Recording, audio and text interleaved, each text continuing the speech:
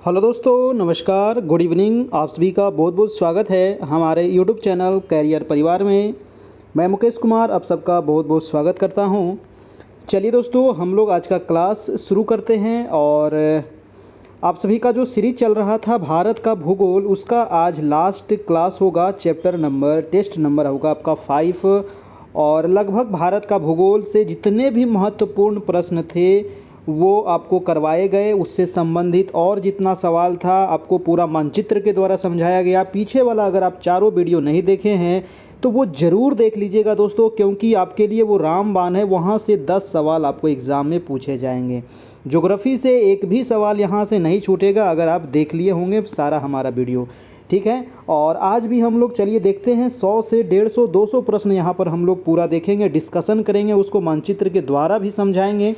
तो चलिए स्टार्ट करते हैं। और अभी तक हमारे ग्रुप में अगर आप नहीं जुड़े हैं तो आप इस नंबर पे मैसेज कीजिए दोस्तों, आपको ग्रुप में जोड़ा जाएगा और उसकी क्या शर्त है वो आपको बताया जाएगा। 9 PM यानी कि 9 बजे रात से डेली आपकी लाइव क्लास चलती है। 28 जुलाई से न्यू बैच स्टार्ट हुई है। 2 यूनिट आपका समाप्त हो गया है DLED का। और जैसे ही आज का क्लास समाप्त होगा अगले क्लास से आपको पढ़ाया जाएगा।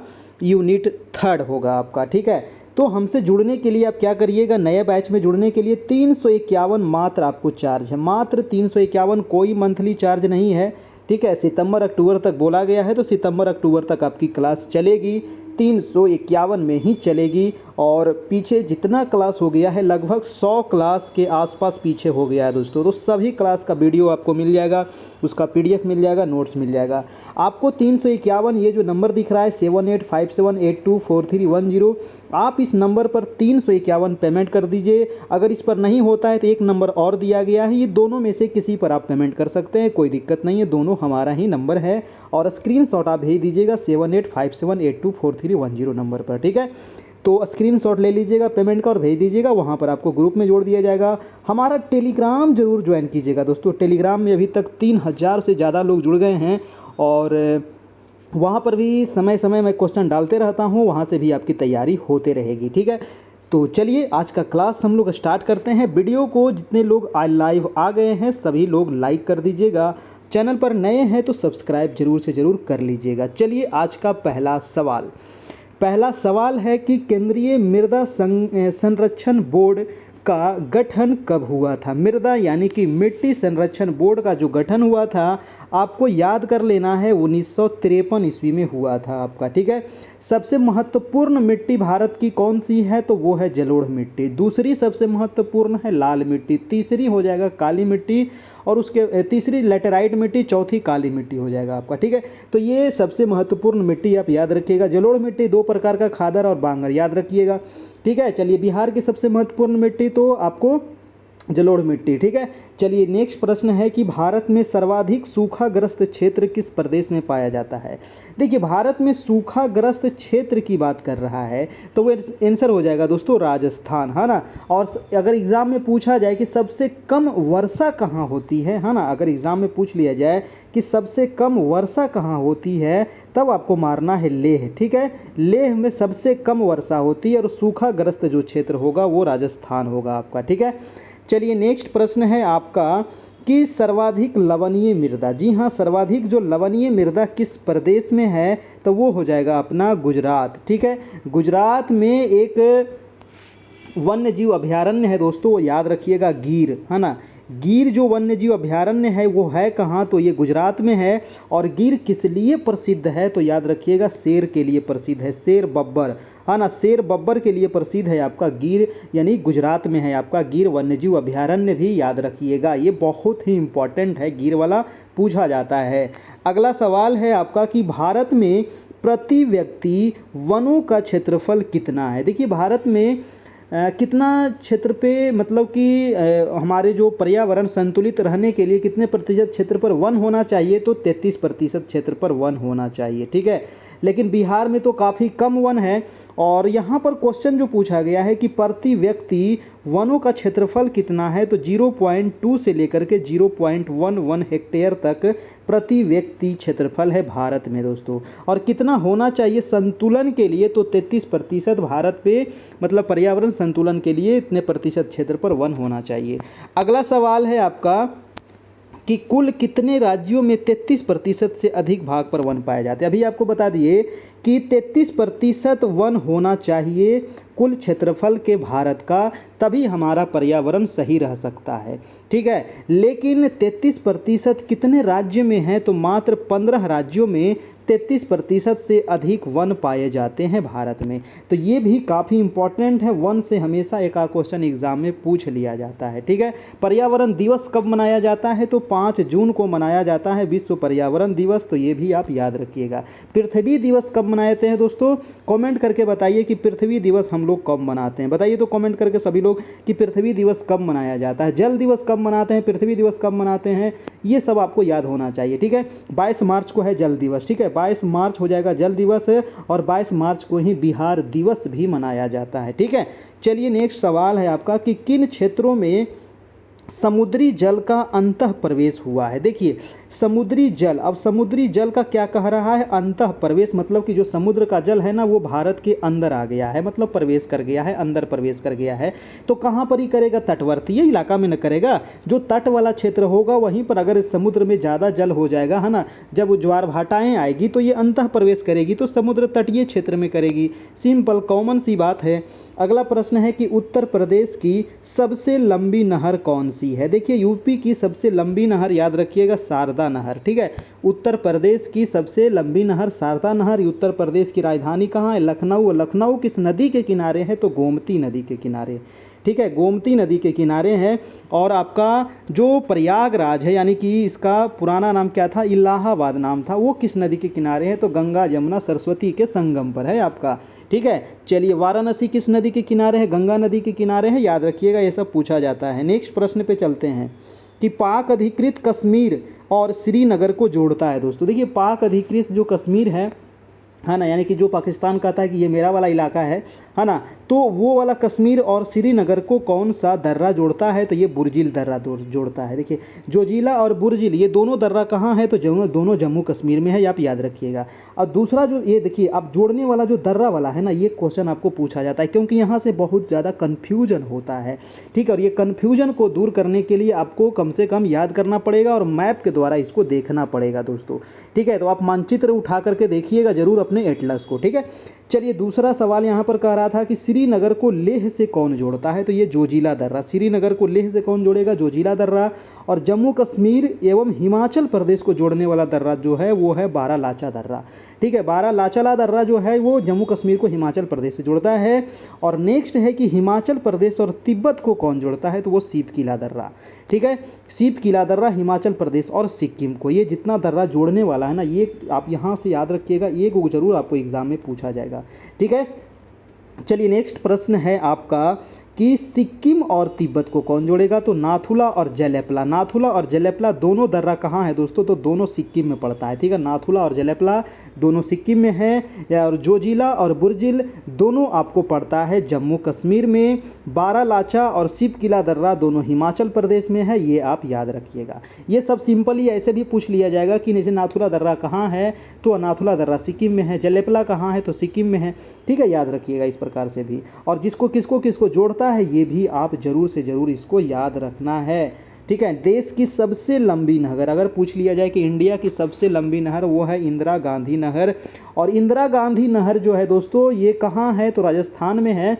और इंदिरा गांधी नहर जो पानी इसको मिलता है वो किस नदी के द्वारा मिलता है, तो सतलज नदी के द्वारा। याद रखिएगा, सतलुज नदी के द्वारा इसको जल प्राप्ति होती है इंदिरा गांधी नहर की। अगला प्रश्न है कि किस प्रकार की सिंचाई परियोजनाओं द्वारा भारत में सर्वाधिक सिंचाई होती है। देखिए किस परियोजना सिंचाई परियोजना के द्वारा भारत में सबसे अधिक जो सिंचाई होती है वो है लघु सिंचाई परियोजना। ठीक है। अगला प्रश्न है कि अंतर्राज्यीय नदी जल विवाद अधिनियम। देखिए, नदी जल विवाद भी हर एक राज्यों के बीच होते रहता है। जैसे कि नदियां जब बहती है तो ये थोड़े देखती है कि हम किस राज्य में बह रहे हैं, वो तो अपना बहेगी भाई। हमारे राज्य में, बिहार में भी है, झारखंड में भी वो नदी चली जाएगी, है ना। जैसे कावेरी जल विवाद आपको था, आपका किसके किसके बीच था कावेरी जल विवाद, तो आपको कर्नाटक और तमिलनाडु के बीच है कावेरी जल विवाद, हमेशा एग्जाम में पूछा जाता है। ठीक है। तो उसी तरह से अंतर्राज्यीय नदी जल विवाद जो अधिनियम ये बना दोस्तों, ये कब पारित हुआ था, तो 1956 में हुआ था। बहुत ही इंपॉर्टेंट सवाल है, याद रखिएगा अपना। ठीक है। अगला जो प्रश्न है कि पाक एवं भारत, देखिए भारत और पाक के बीच सिंधु जल समझौता। देखिए बहुत सारी जो नदियां हैं ना, वो भारत से कहाँ चली जाती है, पाकिस्तान में चली जाती है, और पाकिस्तान में चली जाती है तो इसके बीच एक समझौता हो गया है नदी के बीच में। और ये जो समझौता हुआ था सिंधु जल संधि कब हुआ था, तो ये हुआ था 1960 ईस्वी में हुआ था दोस्तों, है ना। इसके अंतर्गत हुआ था कि सिंधु नदी का 20% पानी हम यूज करेंगे और 80% पानी पाकिस्तान यूज करेगा। ठीक है। तो ये हुआ था आपका सिंधु जल समझौता के तहत। और जो 5 नदी और है, जैसे कि झेलम, चेनाब, रावी, ब्यास, सतलज, ये भी नदियां पाकिस्तान में चली जाती है। ठीक है। तो इस झेलम, चेनाब, रावी, ब्यास, सतलज में हुआ था कि 80% हम यूज करेंगे और 20% वो यूज करेगा। ठीक है। तो ये हुआ था समझौता आपको भारत और पाकिस्तान के बीच में। ठीक है। चलिए नेक्स्ट प्रश्न है कि निचली गंगा नहर कहाँ से निकाली गई है, बताइए। निचली गंगा नहर जो है निकाली गई है ये नरौरा के निकट। नरौरा है कहाँ दोस्तों, तो नरौरा है उत्तर प्रदेश में। ठीक है। नरौरा कहाँ है, नरौरा उत्तर प्रदेश में है, याद रखिएगा। नेक्स्ट है कि मेट्टूर परियोजना किस नदी पर। देखिए मेट्टूर बांध परियोजना, मेट्टूर बांध कहाँ है, तो ये कावेरी नदी पर है। ठीक है। कावेरी नदी कर्नाटक में है दोस्तों मेट्टूर परियोजना। ठीक है। मेट्टूर बांध परियोजना आपको पूछ लेगा, सीधा पूछ लेगा है कहाँ, तो कर्नाटक में है। किस नदी पर है, तो कावेरी नदी पर है। तो जो पूछे आपको टिक कर देना है। ठीक है। चलिए नेक्स्ट प्रश्न है कि हरिके बांध कौन सी नहर निकाली गई है। देखिए हरिके बांध से नहर निकाली गई है और ये निकाली गई है इंदिरा गांधी नहर। ठीक है। और ये इंदिरा गांधी नहर निकाली गई है कहाँ से, हरिके बांध से। ठीक है। चलिए, और इंदिरा गांधी नहर को जो नदी पानी जो प्राप्त होता है वो सतलज नदी से प्राप्त होता है। वीडियो अच्छा लग रहा हो ना तो एक लाइक जरूर कर दीजिएगा मेरे भाई बहन जितने लोग देख रहे हैं। ठीक है। आप ही लोग के लिए ये क्लास करवाया जा रहा है, तो आप लोग थोड़ा सा सपोर्ट कीजिएगा, है ना। जो लाल बटन से सब्सक्राइब लिखा हुआ है ना, उसको दबाइएगा तो हो जाएगा वो काला। ठीक है। तो सब्सक्राइब बटन दबा लीजिए और बेल आइकन बगल में घंटी है तो उसको भी बजा दीजिए, ताकि आपको 9 बजे डेली घंटी मोबाइल पर बज जाएगा और आप क्लास ज्वाइन कर लीजिएगा। नेक्स्ट प्रश्न है कि त्वरित सिंचाई लाभ कार्यक्रम कब शुरू किया गया था, बताइए। त्वरित सिंचाई लाभ कार्यक्रम ये 1996-97 में शुरू किया गया था। अगला है कि जल विज्ञान परियोजना का दूसरा चरण कब हुआ था दोस्तों। जल विज्ञान परियोजना, जी हाँ, जल विज्ञान परियोजना का दूसरा चरण शुरू हुआ था 5 अप्रैल 2006 से। अगला प्रश्न है कि जल गुणवत्ता मूल्यांकन प्राधिकरण कब किया गया, कब गठित किया गया दोस्तों। जल गुणवत्ता मूल्यांकन प्राधिकरण कब गठित किया गया, 2001 ईस्वी में किया गया था। नेक्स्ट प्रश्न है कि छोटा नागपुर का शोक। देखिए छोटा नागपुर का शोक कहने का मतलब क्या हुआ। छोटा नागपुर का शोक यानी कि झारखंड का शोक, है ना। इसको झारखंड भी आप कह सकते हैं, है ना, क्योंकि छोटा नागपुर पठार से जो नदियां निकलती है वो है दामोदर नदी। ठीक है। दामोदर नदी कहाँ से निकलती है, तो छोटा नागपुर के पठार से ही निकलती है और ये झारखंड होते हुए कहाँ चली जाती है, तो बंगाल में चली जाती है। इसी नदी को बंगाल का शोक भी कहा जाता है। छोटा नागपुर का शोक अथवा बंगाल का शोक किसको कहते हैं, तो दामोदर नदी को कहते हैं। ठीक है। शोक क्यों नाम दिया जाता है, क्योंकि इससे बहुत अधिक जान माल की पहले क्षति होती थी। अब तो ऐसे दामोदर नदी पर बहुत सारा बांध बन गया है, तो अब इस पर जान माल की क्षति नहीं होती है, क्योंकि सारे पानी को बांध के द्वारा रोक दिया गया है और वहाँ से बहुत सारे नहरें को निकाली गई है। ठीक है। तो आप याद रखिएगा बंगाल का शोक, जैसे कि बिहार का शोक आपको हो गया, है ना। तो आप याद रखिएगा बिहार का शोक किसे कहते हैं, कमेंट करके जल्दी से बताइए आप सभी लोग। नेक्स्ट सवाल है कि रिहंद किसकी सहायक नदी है। देखिए रिहंद एक परियोजना भी है दोस्तों, है ना। रिहंद परियोजना जो है वो किस नदी पर है, तो रिहंद नदी पर है। रिहंद एक नदी है ना। रिहंद क्या है, एक नदी है और रिहंद किसकी सहायक नदी है? तो ये सोन की सहायक नदी है। ठीक है, सोन नदी कहाँ से निकलती है? तो अमरकंटक से निकलती है। ठीक है, अमरकंटक के पास से ना 3 नदियाँ निकलती है दोस्तों। ये तीनों नदियाँ मैंने कई बार बता चुका हूँ, आप कमेंट बॉक्स में बताइए कि वो तीनों नदी कौन सी है जो अमरकंटक के पास से निकलती है। तो रिहंद याद रखिएगा, रिहंद एक नदी है जो किसकी सहायक नदी है? सोन की सहायक नदी है। ठीक है, चलिए अगला सवाल है कि भारत की सबसे बड़ी कृत्रिम झील दोस्तों बताइए। कृत्रिम झील है यानी कि इसको मनुष्यों के द्वारा बनाया गया है, ये प्राकृतिक नहीं है। तो इसका नाम है गोविंद सागर झील और ये रोपड़ में है। रोपड़ है कहाँ? तो पंजाब में है। ठीक है, और याद रखिएगा भारत की सबसे बड़ी कृत्रिम झील है ये आपका गोविंद सागर झील, रोपड़ पंजाब में है। नेक्स्ट है कि ओबरा बांध। जी हाँ, ओबरा बांध जो है वो किस नदी पर है? तो रिहंद नदी पर है। अभी आपको बताए थे रिहंद किसकी सहायक नदी है? तो सोन की है। और रिहंद नदी पर एक बांध बनाया गया है ओबरा बांध, वो भी आपको रिहंद नदी पर है। नेक्स्ट है कि जवाहर सागर बांध किस राज्य में है? देखिए जवाहर सागर बांध जो है ये है राजस्थान राज्य में। कहाँ है? जवाहर सागर राजस्थान में है। नेक्स्ट है कि पोंग बांध, आप लोग याद रखिएगा बहुत ही इंपॉर्टेंट है। जितना बांध है ना, ये एक बांध एग्जाम में पूछ लेगा। ठीक है, आपको बांध देगा पकड़ के, तब ध्यान रखिएगा। पोंग बांध कहाँ है? ब्यास नदी पर। ठीक है, पोंग बांध ब्यास नदी कहाँ है? ये हिमाचल प्रदेश में है। ठीक है, ब्यास नदी हिमाचल प्रदेश पर। थीन बांध रावी नदी पर। थीन माने क्या होता है? पतला, और रवि क्या है? पतला है, याद रखिएगा। ठीक है, तो थीन बांध हो जाएगा रावी नदी पर, है ना, पंजाब में है आपका। थीन बांध है रावी नदी पंजाब में है। नेक्स्ट है कि वृद्ध गंगा या फिर दक्षिण गंगा के नाम से जाना जाता है गोदावरी नदी, और दक्षिण की गंगा अगर पूछ लिया जाए तो कावेरी नदी हो जाएगा। दक्षिण गंगा या वृद्ध गंगा हो जाएगा गोदावरी नदी, और दक्षिण की गंगा हो जाएगा कावेरी नदी। ठीक है, तो याद रखिएगा आपको का। और गोदावरी नदी हो गया। तो गोदावरी नदी निकलती कहाँ से है? कमेंट बॉक्स में बताइए। तो मैंने 1000 बार बता चुका हूँ कि गोदावरी नदी निकलती कहाँ से है। ठीक है, याद रखिएगा गोदावरी नदी कहाँ से निकलती है, जल्दी से कमेंट बॉक्स में आप लोग बताइए। अगला सवाल है कि नर्मदा नदी को जुड़वा नदी कहा जाता है दोस्तों। नर्मदा नदी को जुड़वा नदी कहा जाता है। किसकी जुड़वा नदी? तो ताप्ती नदी को। नर्मदा नदी का जुड़वा नदी ताप्ती नदी को। देखिए इसके बारे में मैंने कई बार बताया कि जैसे कि ये नर्मदा नदी बह रही है अमरकंटक से निकल के, जस्ट इसके नीचे से बहती है दोस्तों ताप्ती नदी। एकदम समानांतर दोनों बहती है और दोनों एक ही जगह लगभग जाकर के गिरती है आपका। ठीक है, खंभात की खाड़ी के पास अरब सागर में आपका। तो नर्मदा नदी को जुड़वा नदी कहा जाता है, ताप्ती नदी को, क्योंकि दोनों मतलब भाई बहन की तरह एकदम चलती है। नेक्स्ट है कि प्रायद्वीपीय भारत की दूसरी सबसे बड़ी नदी। देखिए प्रायद्वीपीय भारत, तो ये तो हो गया आपका प्रायद्वीपीय भारत, इसको कहते हैं प्रायद्वीपीय भारत। और प्रायद्वीपीय भारत की कह रहा है दूसरी, तो पहली सबसे बड़ी कौन सी है? तो पहली है गोदावरी, है ना। पहली कौन सी है? तो वो है गोदावरी। और दूसरी कौन सी है? तो वो हो जाएगा कृष्णा। हाँ ठीक है, दूसरी कौन सी है? दोनों कृष्णा है। और दोनों कहाँ से निकलती है? तो दोनों महाराष्ट्र से ही निकलती है। गोदावरी मैंने अभी पूछा था कि कहाँ से निकलती है, तो महाराष्ट्र के नासिक जिला के त्र्यंबकेश्वर से निकलती है। ठीक है, महाराष्ट्र के नासिक जिला के त्र्यंबकेश्वर से गोदावरी निकलती है और कृष्णा नदी महाबलेश्वर से निकलती है आपका। कृष्णा की सबसे बड़ी सहायक नदी कौन सी है बताइए? तो कृष्णा की सबसे बड़ी सहायक नदी कौन सी है? कल ही बताए थे, तो वो आंसर हो जाएगा आपका तुंगभद्रा, है ना। तुंगभद्रा नदी जो है ये कृष्णा की सबसे बड़ी सहायक नदी है दोस्तों। तुंगभद्रा है, भीमा है, सबसे बड़ी तुंगभद्रा है, भीमा भी इसी में आ जाता है। ठीक है, भीमा नदी भी छोटी नदी है थोड़ा सा तुंगभद्रा से, वो भी कृष्णा की ही सहायक नदी है।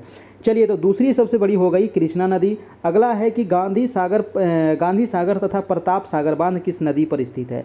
तो गांधी सागर तथा प्रताप सागर जो है दोस्तों ये चंबल नदी पर है। चंबल के डाकू याद है ना, ये चंबल नदी कहाँ से निकलती है? तो मध्य प्रदेश से निकलती है, मालवा के पठार से निकलती है और ये जाकर के दोस्तों चंबल नदी यमुना में मिल जाती है। और आगे क्वेश्चन था कि गांधी सागर जो है तथा प्रताप सागर किस नदी पर है? तो ये चंबल नदी पर है।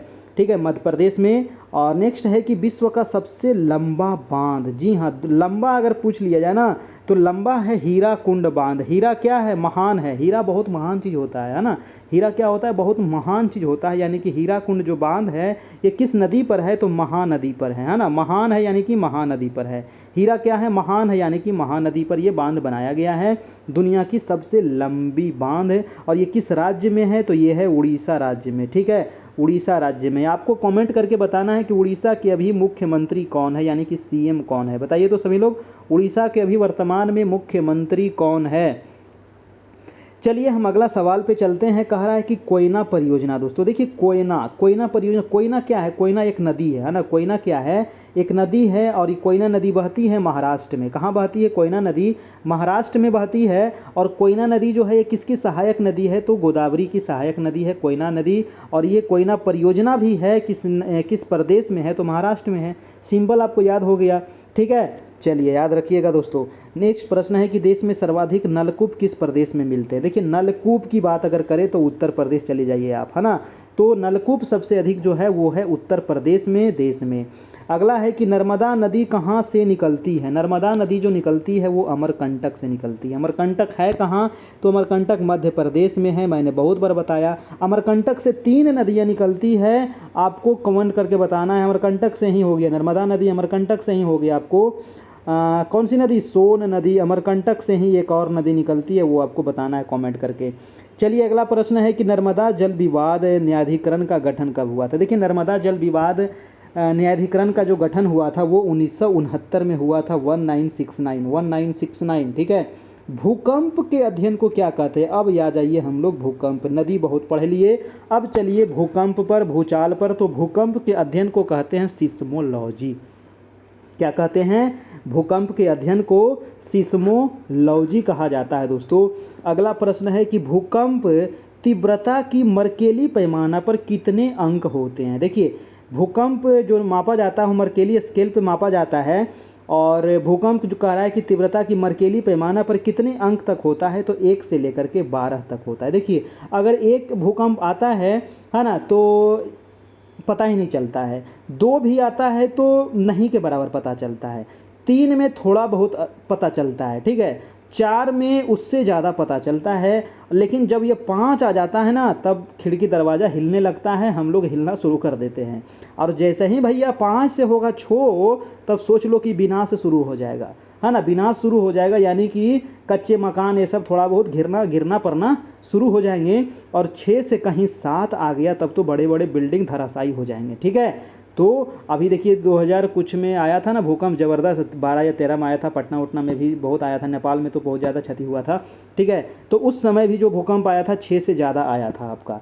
6 से 7 के अगर बीच में आता है तो इससे बहुत ज़्यादा जान माल की क्षति होती है ना। चलिए तो हम चलते हैं नेक्स्ट प्रश्न पर। प्रश्न कह रहा है कि रिएक्टर पैमाने भूकंप के किस आयाम का मापन करता है? भूकंप का जो मापन होता है रिएक्टर स्केल पर मापा जाता है दोस्तों।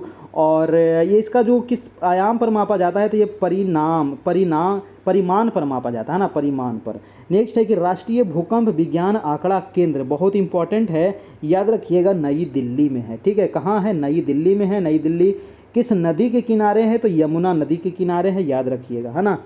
चलिए नेक्स्ट सवाल है कि भारत में प्रथम ज्वालामुखी क्रिया किस युग में हुई थी? ये क्वेश्चन लगता है पहले भी बता चुके हैं। तो ये धारवाड़ युग में हुआ था। प्रथम ज्वालामुखी क्रिया होती है 3 प्रकार की। ज्वालामुखी क्रियाएं कितने प्रकार की है? 3 प्रकार की। एक तो सक्रिय ज्वालामुखी, एक सुषुप्त ज्वालामुखी, और एक हो जाएगा आपका मृत ज्वालामुखी होता है, ठीक है। भारत में एकमात्र सक्रिय ज्वालामुखी कौन सी है? आप लोग कमेंट करके बताइए हमको कि भारत में एकमात्र सक्रिय ज्वालामुखी कौन सी है। अगला सवाल है कि वर्तमान में भारत में सक्रिय, देखिए यही क्वेश्चन आ गया, है ना।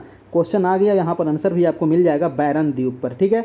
भारत में सक्रिय ज्वालामुखी क्रिया कहाँ देखने को मिलता है दोस्तों? तो वो है आपका बैरन द्वीप में। और बैरन द्वीप है कहाँ, है ना। चलिए थोड़ा सा देख लेते हैं। ये है आपका अंडमान निकोबार द्वीप समूह, है ना। और अंडमान निकोबार द्वीप समूह का जो सबसे ऊपर वाला जो भाग है अंडमान द्वीप, यहीं पर है आपको बैरन द्वीप। आप सबसे ऊपर में देखिएगा, अगर आपके पास मानचित्र होगा, एटलस होगा, तो वहाँ पर लिखा होगा बैरन द्वीप।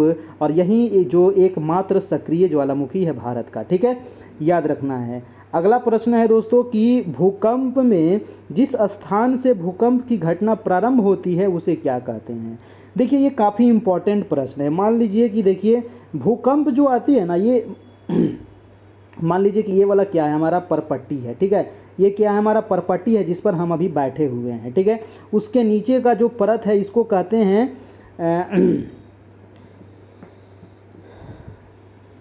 इसको कहा जाता है सियाल भी इसको कह सकते हैं, है ना। इसको सियाल भी कहा जाता है और इसको सीमा कहते हैं। और सबसे जो आंतरिक भाग होता है उसको नीफे कहा जाता है, ठीक है।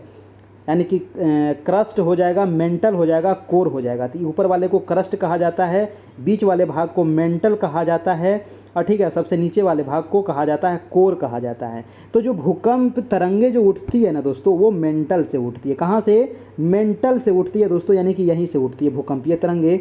देखिए क्वेश्चन क्या कह रहा है कि जिस स्थान से भूकंप की घटना प्रारंभ होती है, जैसे कि मान लिया जाए ये था आपका मेंटल, है ना, ये मेंटल से यहाँ से स्टार्ट हुआ, ठीक है, तो यहाँ से जो स्टार्ट हुआ मेंटल के पास से, तो इसको कहेंगे भूकंप केंद्र।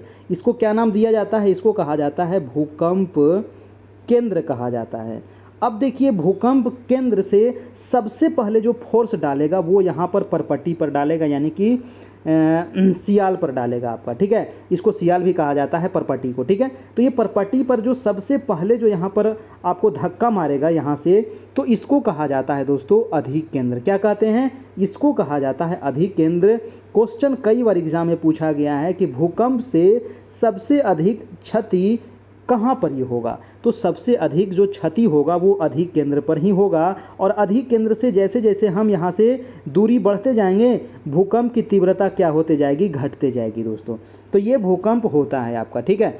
चलिए, तो क्वेश्चन पूछ रहा था कि भूकंप में जिस स्थान से भूकंप की घटना प्रारंभ होती है उसे भूकंप केंद्र कहेंगे। अब दूसरा सवाल था कि भूकंप लहरें जहां सबसे पहले पहुंचती है, तभी आपको क्या बताए कि यहां से शुरू हुई और सबसे पहले जाकर के यहां पर धक्का मारेंगे, तो जहां पर धक्का मारेगा वहां पर सबसे पहले पहुंचेगी, और जहां पर सबसे पहले पहुंचेगी वहां पर सबसे अधिक क्षति पहुंचेगा, ठीक है। तो उसका नाम होता है अधिक केंद्र, ठीक है। और जहां से शुरू हो गया उसको भूकंप केंद्र, और जहां पर धक्का मारा सबसे पहले तो अधिक केंद्र कहते हैं उसको। याद रखिएगा ये चीज, बहुत बार एग्जाम में पूछा गया है। नेक्स्ट सवाल है कि भारत की पहली बहुउद्देशीय परियोजना, बहुत इंपॉर्टेंट सवाल है दोस्तों। भारत की पहली बहुउद्देशीय परियोजना जो था उसका नाम था दामोदर परियोजना, और ये किस नदी पर बनाया गया था? तो दामोदर नदी पर बनाया गया था। किसके द्वारा बनाया गया था? तो उस समय भारत के प्रधानमंत्री पंडित जवाहरलाल नेहरू, जी हाँ, पंडित जवाहरलाल नेहरू के कर कमलों के द्वारा शुरू किया गया था दामोदर परियोजना। और ये स्थापित कब हुआ था? 1948 में। एक एक सवाल यहाँ से क्वेश्चन पूछा जाता है इसके बारे में, ठीक है। तो याद रखिएगा 1948 में इसकी स्थापना हुई थी। देखिए दामोदर परियोजना को डीवीसी कहा जाता है, डीवीसी, दाल भात चोखा मत समझ जाइएगा, ठीक है। डीवीसी मतलब दामोदर वैली कारपोरेशन, ठीक है, दाल भात चोखा नहीं है, ये दामोदर वैली कारपोरेशन है। तो ये है डीवीसी। डीवीसी जो शुरू किया गया था ना, ये टीवीसी के तर्ज पर शुरू किया गया था, टीवीसी। अब देखिए टीवीसी क्या है? तो टीवीसी है दोस्तों टेनेसी, है ना, टेनेसी वैली कारपोरेशन। देखिए टेनेसी एक नदी है, और टेनेसी नदी बहती है यूएसए में, है ना, कि यानी कि अमेरिका में बहती है टेनेसी नदी। और यही टेनेसी नदी परियोजना जो है उसी के तर्ज पर भारत में जवाहरलाल नेहरू के द्वारा डीवीसी शुरू किया गया था, है ना। तो याद रखिएगा दामोदर वैली कारपोरेशन, ठीक है। तो इतने सारे चीज आपको यहाँ से क्वेश्चन पूछा जाएगा। अगला प्रश्न चलते हैं कि समान भूकंप की मिलाने वाली रेखा को, समान भूकंप की मिलाने वाली रेखा को कहते हैं समभूकंप रेखा, है ना। समान है तो सम हो गया, भूकंप है तो भूकंप हो गया, रेखा है तो रेखा हो गया, है कि नहीं। तो बस सिंपल याद रखिए। नेक्स्ट सवाल है कि अगला प्रश्न कह रहा है भारत का प्राचीनतम ज्वालामुखी क्षेत्र कौन सा है। देखिए भारत का प्राचीनतम ज्वालामुखी जो क्षेत्र है वो है डालमा श्रेणी, है ना, याद रखिएगा डालमा श्रेणी। अगला प्रश्न हम चलते हैं कि भूकंप की दृष्टि से भारत के दो अति संवेदनशील क्षेत्र कौन से हैं। देखिए भारत के जो सबसे संवेदनशील जो है क्षेत्र है ना, वो हिमालय वाला एरिया है, ठीक है।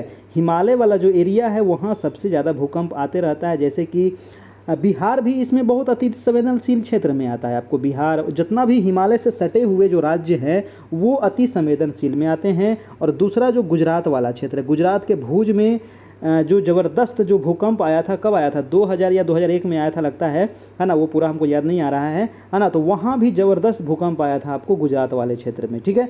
चलिए अगला सवाल है कि राष्ट्रीय बाढ़ आयोग, जी हाँ, अब हम आपदा में आ गए हैं। तो बताइए कि राष्ट्रीय बाढ़ आयोग की स्थापना कब हुई थी दोस्तों? तो 1976 ईस्वी में हुई थी राष्ट्रीय बाढ़ आयोग की स्थापना। असम का शोक, चलिए एक नया सवाल आया, असम का शोक। अभी तक तो अब बिहार का शोक, बंगाल का शोक, चाइना के शोक किसको कहते हैं? तो वांगो नदी को कहा जाता है, ह्वांग हो नदी को कहते हैं चाइना का शोक। अब असम के शोक किसको कहते हैं? ब्रह्मपुत्र को। देखिए ब्रह्मपुत्र नदी जो है ना, असम में ही ब्रह्मपुत्र नदी को ब्रह्मपुत्र नाम पड़ता है। बाकी देखिए ब्रह्मपुत्र नदी का बहुत सारा नाम है। निकलती तो है ये मानसरोवर झील से, मानसरोवर के पास निकलती है और तिब्बत में बहती है, और तिब्बत में इसको क्या कहते हैं? तो सांगपो कहा जाता है। क्या कहते हैं? सांगपो कहते हैं। जैसे ही अरुणाचल प्रदेश में आता है तो इसको दिहांग कहा जाता है, दिहांग नदी, है ना, क्योंकि इसमें छोटी सी एक नदी आकर के मिलती है, दिहांग नदी। देखिए दिहांग, दिवांग, लोहित 3 नदी है अरुणाचल प्रदेश में बहती है, दिहांग, दिवांग, लोहित, और 3 पहाड़ी भी है, 3 नदी भी है, 3 जनजाति भी है। ठीक है, याद रखिएगा, दिहांग, दिवांग, लोहित, और ये अरुणाचल प्रदेश में इसका नाम हो जाता है। अरुणाचल प्रदेश से ये नदी जाती है कहाँ? तो असम में जाती है, और असम में इसको कहते हैं ब्रह्मपुत्र नदी, और असम के बाद ये जाती है बांग्लादेश में। ठीक है, तो बांग्लादेश में इसको कहा जाता है क्या? जमुना नदी कहते हैं बांग्लादेश में। उसके बाद ये चली जाती है बांग्लादेश में, इस एक आती है नदी उधर से गंगा नदी, और इधर से आती है ब्रह्मपुत्र नदी, दोनों जाकर के मिल जाती है, और मिलने के बाद इसका नाम पड़ जाता है मेघना नदी, और जाकर के गिरती है बंगाल की खाड़ी में, और ये डेल्टा का निर्माण करती है। ठीक है, तो ये था बंगाल की खाड़ी, सॉरी ये ब्रह्मपुत्र नदी, हाँ ना, और ये बंगाल का शोक है आपका। ठीक है, चलिए अगला सवाल है कि बाढ़ पूर्व सूचना संगठन प्रमुख कार्यालय कहाँ स्थापित किया गया है? देखिए बिहार में बाढ़ पूर्व सूचना संगठन का जो मुख्य कार्यालय है वो है पटना में ही रहेगा, और कहाँ रहेगा? चलिए अगला प्रश्न है कि भारत की 2 सर्वप्रमुख प्राकृतिक आपदाएं बताइए। भारत की 2 सर्वप्रमुख प्राकृतिक आपदाएं, एक तो बाढ़ और दूसरा सुखाड़। बिहार में क्या आता है? बिहार में बाढ़ भी आता है, सुखाड़ भी आता है। उत्तरी बिहार तो हर साल जलमग्न रहता है, लेकिन दक्षिणी बिहार सुखाड़ के चपेट में रहता है। ठीक है, और दोस्तों चलिए अगला सवाल हम देख लेते हैं आपका। उससे पहले मैं आपको बता दूं कि आप हमारे क्लास में अगर अभी तक नहीं जुड़े हैं तो आप हमें कांटेक्ट कीजिए 7857824310। ये हमारा व्हाट्सएप ग्रुप का नंबर है। आपको इस नंबर पर दोस्तों जितने भी सिलेबस में आपका डीएलएड, सामान्य अध्ययन, करेंट अफेयर, रीजनिंग, मैथ जो भी है वो सभी चीज़ आपको यहाँ पर पीडीएफ आपको मिल जाएगा, है ना। और वहाँ पर किस प्रकार से आपको जुड़ना है ये हमारा व्हाट्सएप नंबर है, आप उस पर मैसेज करके प्राप्त कर सकते हैं। हम चलते हैं नेक्स्ट सवाल पर कि भारत में सबसे कम वर्षा, चलिए बताइए सबसे कम वर्षा कल ही बताए थे लेह में होता है। लेह कहाँ है? तो जम्मू कश्मीर में है। देखिए लेह अब जम्मू कश्मीर में नहीं रहा, है ना, तो इसको काट भी सकते हैं आप, क्योंकि लेह जो अब चला गया कहाँ? तो लद्दाख में चल गया है। ठीक है, लद्दाख एक अलग केंद्र शासित प्रदेश बन गया है और जम्मू कश्मीर एक अलग केंद्र शासित प्रदेश बन गया है आपका। ठीक है, तो लेह अब चला गया है दोस्तों कहाँ? तो लेह चला गया है हमारा कहाँ? तो लद्दाख वाले क्षेत्र में। हमारा नंबर दोस्तों आप ज़रूर याद रखिएगा, और जिसको भी एडमिशन लेना ले लीजिए, है ना, और अच्छे से तैयारी कीजिए ताकि आपका रिजल्ट 100% हो जाएगा अगर हमारे से आप जुड़े हुए हैं। 7857824310। चलिए नेक्स्ट सवाल क्या कह रहा है? नेक्स्ट सवाल है कि धात्विक खनिज किन चट्टानों में पाए जाते हैं? दोस्तों धात्विक खनिज जो पाए जाते हैं वो आग्नेय चट्टान में पाए जाते हैं। ठीक है, देखिए जब चट्टान का निर्माण कैसे होता है, जब ज्वालामुखी क्रिया होती है तो सबसे पहले जो चट्टान का निर्माण होता है वो आग्नेय चट्टान का निर्माण होता है। आग्नेय चट्टान के बाद ही अवसादी बनता है, और अवसादी के बाद कायांतरित बनता है, और कायांतरित होने के बाद वो पृथ्वी में समा जाती है, और फिर वो भूकंप के माध्यम से बाहर आती है और आग्नेय चट्टान का निर्माण करती है। तो ये सर्कल चलते रहता है। ये 6ठा क्लास में पढ़ना है आपको, ज्योग्राफी में आप पढ़ लीजिएगा। अगला सवाल है कि अधात्विक खनिज किस में पाए जाते हैं? तो वो परतदार चट्टानों में पाए जाते हैं अधात्विक खनिज। ठीक है, अधात्विक खनिज किस में पाए जाते हैं? तो परतदार चट्टान में। नेक्स्ट है कि भारत में किस देश को सर्वाधिक लोहे का निर्यात किया जाता है? भारत में किस देश को दोस्तों लोहा सबसे अधिक निर्यात होता है? देखिए चाइना को और जापान को भी, चाइना को भी निर्यात किया जाता है और जापान को भी निर्यात किया जाता है। जापान ऐसा देश है ना जहाँ खनिज संसाधन नहीं के बराबर है, लेकिन जापान के पास टेक्नोलॉजी काफ़ी आगे है, और वो लोहा हमसे खरीद करके, लोहा के सामान बना करके वो फिर हम ही को बेच देता है। समझे, तो ये है जापान। अगला प्रश्न चलते हैं। आपका प्रश्न है कि भारत में सर्वाधिक तांबा, जी हाँ आ गया तांबा, इसका उत्पादन किसके द्वारा किया जाता है? तो हिंदुस्तान कॉपर लिमिटेड 1967 में इसकी स्थापना हुई थी। ठीक है, सबसे अधिक तांबे की उत्पादन होती है। देखिए तांबा का एक महत्वपूर्ण जो आपका कह सकते हैं खान जो है वो है खेतड़ी। जी हाँ, खेतड़ी की खानें कहाँ है दोस्तों बताइए। तो ये क्वेश्चन ना बहुत बार एग्जाम में आया है कि खेतड़ी की खान किस लिए प्रसिद्ध है, तो तांबे के लिए प्रसिद्ध है। ये है कहाँ, तो राजस्थान में है। ठीक है, राजस्थान जो है तांबे के लिए जाना जाता है। चांदी भी है राजस्थान में बहुत अधिक मात्रा में होता है उत्पादन। ठीक है, चलिए नेक्स्ट सवाल है कि बिहार में रोहतास किस खनिज के उत्पादन के लिए पूछा गया प्रश्न है कि जो रोहतास जिला है वो किस खनिज के लिए उत्पादन के लिए जाना जाता है, तो पाइराइट के लिए। ठीक है, रोहतास किस लिए फेमस है, तो पाइराइट के लिए फेमस है दोस्तों। और अगला सवाल है कि कोयला किस प्रकार के शैलों में पाया जाता है। देखिए कोयला अभी आपको बताए थे कि सबसे पहले जो चट्टान का निर्माण होता है वो आग्नेय चट्टान का निर्माण होता है।